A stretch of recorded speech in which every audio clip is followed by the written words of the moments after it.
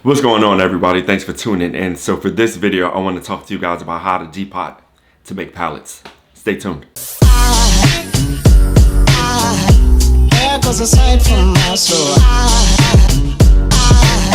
Alright, so let's get right into it. So if you're new to the channel, my name is Durell Morgan and I'm a makeup artist and beauty photographer. And I recently shared with you guys how I like to put my kit together. So I've gone through hell trying to pretty much take everything that I know that I would need on jobs without, one, having a really big setup, two, having a really big kit, or three, taking a really long time to kind of decompose everything when it's time to do breakdowns or when it's time for me to go home. Palettes are life-changing. So I already depotted some of my Ben and I products into this, but today I wanted to show you guys how I'm going to take my makeup rubber pan sticks and pretty much put these in these spaces. Kits really come in handy when, like I said, you want to pretty much bring everything on the job, but you know that, one, it could become a little bit tiresome, and when you're missing things or if you leave things when you get home, you may not realize it until the next job. So kits or palettes like this in your kits are really valuable. So versus me taking 12 of these and I have to keep up with what colors I brought, where the tops might be, if things get damaged, stuff like that, it eliminates all of that because I can literally take some of this, put it into these, and I'll be good to go. The good thing about the palettes too is when I'm running low on a color, I still have this at home. I still have this in my kit, so I can just come back to this to just kind of refill versus traveling with these, possibly losing these getting damaged. It just takes a lot of stress out of your workflow and it makes your workflow a lot easier. So I wanted to show you guys how we're going to go from this to this. So these are the colors that I'm pretty much going to be taking out of their containers to put into this palette. So two things you're going to need before you start. Something to clean your spatula. So you could either use paper towels or a rag. I normally use the black towel that I have everything laid on, but this towel needs to be washed, so I'm not going to do that today. And a spatula. So this is just my regular metal spatula that I carry with me. And these colors I kind of put in based off of the color family that they're in. The texture of these is a little bit different from the Ben and I. That's why I want to add them to it. But I do like the colors that I have. So I'm just trying to figure out how to kind of lay these in here. Reason why is because I definitely am going to need a spot for a white.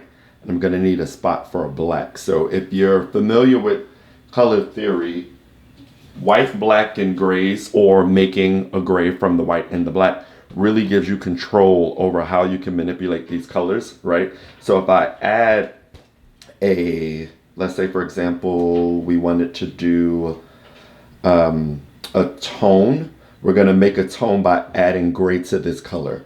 If I wanted to make a tint, I would add white.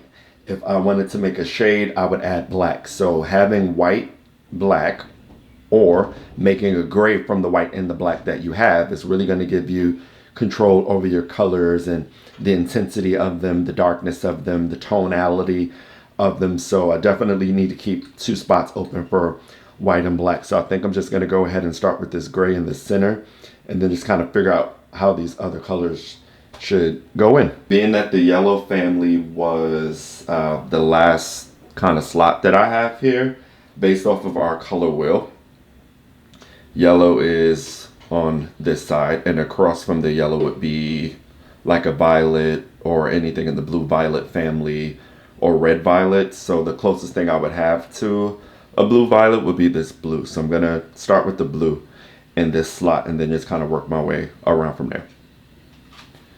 So let's see if this and these used to roll up, but I've had these for a while. So like I said, they've been beaten up pretty bad. So it's not going to roll up. So I'm just going to go ahead with a clean spatula and scoop some of this out in here. So I'm taking a pretty good fair amount. And as you can see, I'm tilting the spatula to the side and then just kind of sliding it in because I don't want to mix it with this green color because it's going to mess it up.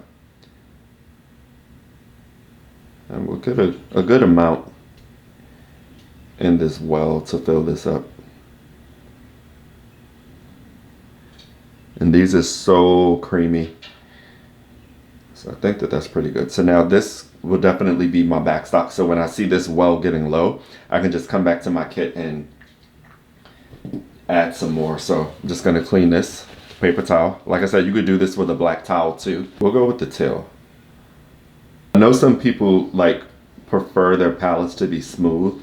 I don't mind this riggedness, but I know some people will take their palettes and put them in like the microwave. I've done that before. Would I do that with everything? Maybe not, because you don't know like how that heat is chemically changing the pigmentation of it. So do what you prefer. It's up to preference, but this is just a really easy way to get, if you are one of those people that likes traveling with everything without having a 75 bag setup, this is a good way to keep things with you, but have minimal pack time. You can see like this green is really different from the other greens that I have. So they're not in the same color family. So it's a pretty good mix. Gives me some variation. And like I said, once I have that gray, that white, and that black, I can pretty much adjust these any way that I want to. The messed up thing about palette work is you get your hands dirty. So make sure you're not wearing anything that you wouldn't want to get messed up. So I'm just gonna get this off real quick.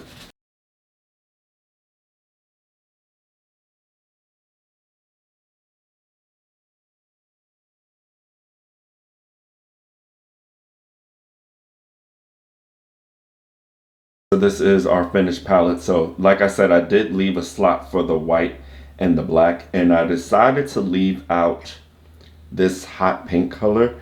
I can mix and get this color. I may not get this texture, but I can definitely get this color.